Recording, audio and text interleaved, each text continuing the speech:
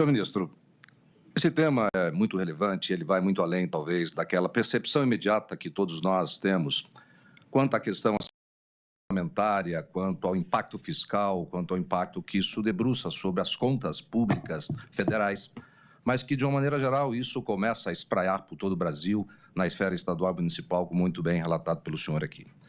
E eu fiquei muito feliz quando li sobre essa matéria, quando recebi a incumbência de representar aqui os governadores dos estados brasileiros nesse tema, porque, de alguma forma, ele também está diretamente ligado aos estados como receptores de emendas federais, mas, ao mesmo tempo, hoje, também tendo que administrar as emendas que foram, por simetria, criadas nos estados brasileiros, a exemplo que já acontece no estado de Mato Grosso.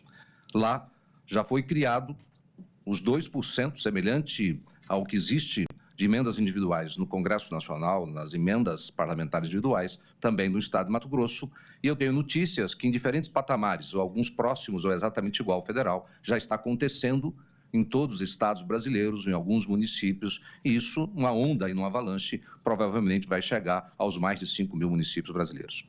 E quando eu vi o senhor invocar aqui o princípio tão importante da nossa Constituição, que é o princípio da eficiência, que foi colocado a nossa Constituição de 1988, cometeu um equívoco. Ela esqueceu desse importante princípio da administração pública, mas corrigido lá em 1998. Problema, na minha opinião, hoje, como gestor público, já com 7 anos como governador de um estado, 4 anos prefeito, eu não fui parlamentar, eu tenho que dizer que, com a experiência que eu tenho e com a convivência que eu tenho no meio político brasileiro, eu diria, sem medo de errar, que grande parte da administração pública desse país esqueceu de aplicar esse princípio até hoje. Ele talvez seja um dos mais relevantes princípios da nossa Constituição, respeitando os demais da legalidade, da moralidade, da transparência, da impessoalidade, mas sem eficiência, não há que se pensar em construir esse Brasil do futuro que nós sempre falamos, sempre desejamos e, de alguma forma, trabalhamos para que ele aconteça. Eu não conheço nenhuma empresa que prosperou e tornou-se próspera se não tivesse uma gestão eficiente, homens e mulheres trabalhando naquela empresa, uma direção eficiente. Nenhum time de futebol virou campeão se não tivesse um técnico, uma gestão profissional naquele time.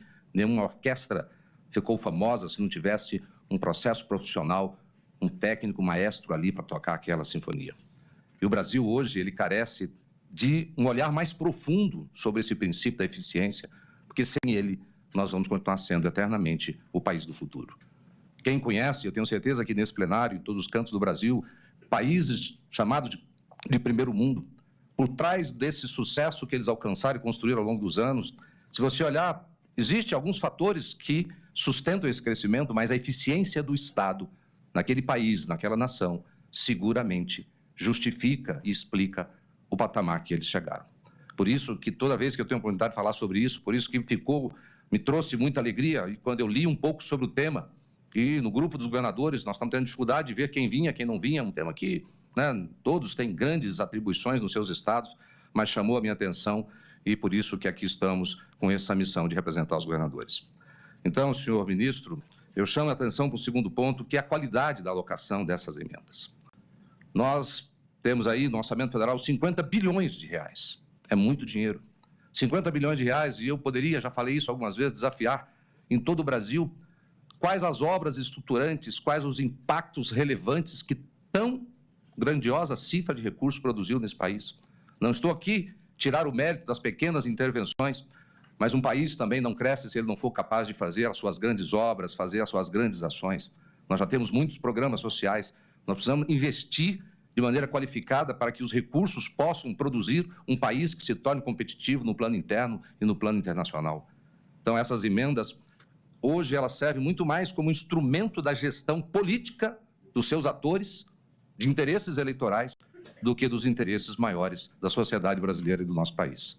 Então, eu fico bastante preocupado, porque no meu estado são 600 milhões de reais que são aplicados, foram aplicados, estão sendo aplicados mais de 600 milhões de reais, e as anomalias que começam a acontecer.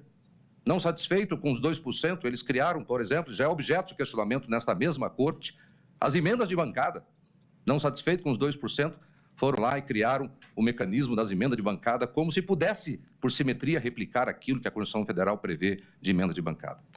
Então, nós temos aí um problema de anomalia política. Desculpe, o senhor me perdoe, e eu vou, claro, lhe dar um tempo adicional, porque eu fiquei curioso. As emendas de bancada na esfera federal são da bancada dos estados. Sim. E, neste caso do estado, são dos municípios? Não, como é que funciona? Simplesmente criou por simetria, tentando reproduzir uma simetria, mas, na verdade, fizeram uma tentativa, foram lá, colocaram 0,2%, quando pode chegar a 0,1%.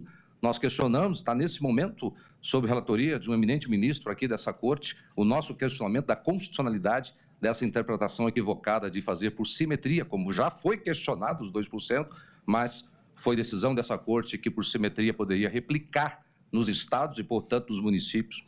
Já pensou os 5.700 municípios brasileiros tendo das suas câmaras de vereadores 2% do orçamento para fazer dele o que bem quiser, dentro de algumas regras, principalmente da forma como temos hoje?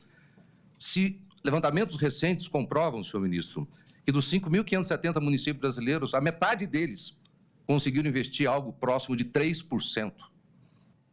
Metade dos municípios, dos pequenos municípios brasileiros, conseguiram investir algo em torno de 3%. Quando essas câmaras de vereadores, por simetria, começar a avançar em cima de 2% do orçamento, o vereador vai ter mais recurso sobre a sua tutela de responsabilidade do que efetivamente teria ou terá o prefeito municipal. Essas anomalias, elas criam distorções da própria função do Congresso Nacional. O ano passado, eu fiquei prestando atenção lá do meu Mato Grosso, que grande parte do tema discutido no Congresso Nacional era essa história das emendas parlamentares. Se nós fizermos, através do nosso sistema de jornalismo no Brasil, um levantamento, grande parte das notícias que surgiram é essa briga, discussão das emendas, enquanto temas muito relevantes estão ali paralisados há anos, há décadas.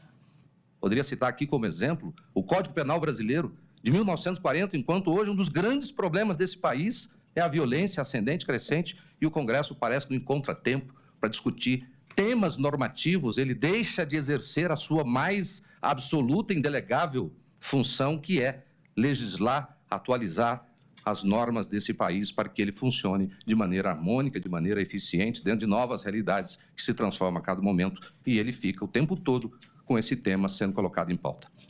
Posso dizer, por exemplo, que o Congresso Nacional falou tanto sobre esses 50 bilhões, enquanto isso o Brasil pagou ano passado quase R$1 trilhão de juros.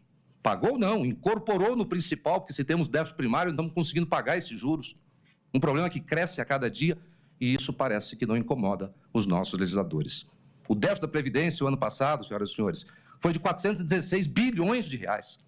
Então, só de juros foram 20 vezes mais esses 50 bi. Só de déficit da Previdência foram 8 vezes mais. E eu não me lembro de ver uma grande discussão no Congresso Nacional sobre esses dois relevantes temas impactantes que terão na vida de todos nós brasileiros. Então, isso me preocupa porque essa anomalia da disfunção do Congresso e a importância que esse tema tem hoje no sistema eleitoral foi muito bem retratado aqui por uma antecessora que falou com muita propriedade. Eu lembro que quando essa história começou, as emendas, elas parecem que entraram no sistema jurídico brasileiro em 1946, na Constituição de 46, isso ficou muito adormecido. Em 2015, tornou impositivo, antes era meramente facultativo, e há que se dizer que era um instrumento de controle que o Executivo tinha sobre o Congresso. Você está na minha base, eu libero. Você está do meu lado, eu libero. Se você não está, eu não libero. Isso também era errado. E aí o Congresso acordou, foi lá, fez impositiva, e aí era 1,2%, já virou 2%, já virou 3% do orçamento. O sistema normativo brasileiro, ele está cheio de anomalias. Se nós não formos capazes, em algum momento, de acordar para isso e de colocar um pouco de ordem nesse sistema, muitas vezes a gente ouve dizer, o Supremo Tribunal Federal está a legislar, porque muitas vezes quem deveria legislar não está legislando.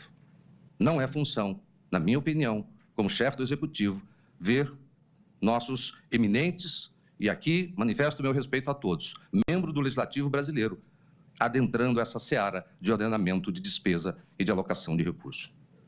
Se nós colocássemos na conta, aqui no Congresso Nacional, tenho certeza que muitos daqui presentes conhecem, o senhor ministro já esteve por lá, conhece. Todos os dias nós temos lá dezenas, centenas de vereadores que pegam ônibus, passagem de avião diária que vem para Brasília sobre a importante e eminente desculpa de dizer que veio atrás de uma emenda parlamentar. Qual o custo disso para o Brasil? Esse dinheiro poderia chegar de uma outra forma, muito mais objetiva, sem que milhões e milhões e mais alguns bilhões pudesse ser gasto nessa forma, na busca, sem falar naquilo que foi retratado. E aqui não vou adentrar essa seara porque ela é muito delicada, mas hoje ele é um instrumento. Assim como o Executivo, no passado, fazia para tutelar o Legislativo, hoje, boa parte dos parlamentares fazem para tutelar suas bases e o processo eleitoral. É uma distorção do processo eleitoral brasileiro. E aí, senhor ministro, eu termino dizendo que, como governador, eu acho que essa correta distribuição ela pode ser importante para muitos estados, muitos municípios brasileiros, mas ela carece, sim, desse enfrentamento corajoso. Mereceria um debate profundo como esse no Congresso Nacional. E aí eu parabenizo o Supremo por estar fazendo isso na sua pessoa, que é um homem que conhece todos os lados dessa cadeia pública e sabe a importância que esse tema tem para nós restabelecermos algumas igualdades e algumas verdades no sistema político, eleitoral e na própria funcionalidade da máquina pública brasileira. Desejo que, ao final, e eu vi aqui, quando o senhor fala da rastreabilidade desse recurso, até a sua última cadeia, o fornecedor, porque ali vai estar o DNA, e não vamos adentrar aqui também, como Vossa Excelência disse, naquilo que de errado está a acontecer, e aí também não vamos dizer quantos por cento está certo ou está errado, porque esse número talvez seja alarmante, e nós sabemos disso. Nós sabemos disso. Então, nós precisamos de, talvez, manter esse mecanismo, mas com formas totalmente diferentes, com regras muito mais claras e com assertividade e colocando este princípio da eficiência como fundamental e importante para que esse pouco dinheiro, e temos tão pouco para investir, ele seja corretamente investido nesse país, sob pena de continuarmos na mesma direção, que não é boa, dos últimos anos. E aqui, quando eu digo isso, não quero criticar governo A, B ou C. Num retrospecto aí de 20, 30 anos, isso só vem piorando. Alguns equívocos foram cometidos, eu lembro, quando o eminente ministro dizia menos Brasília, mais Brasil.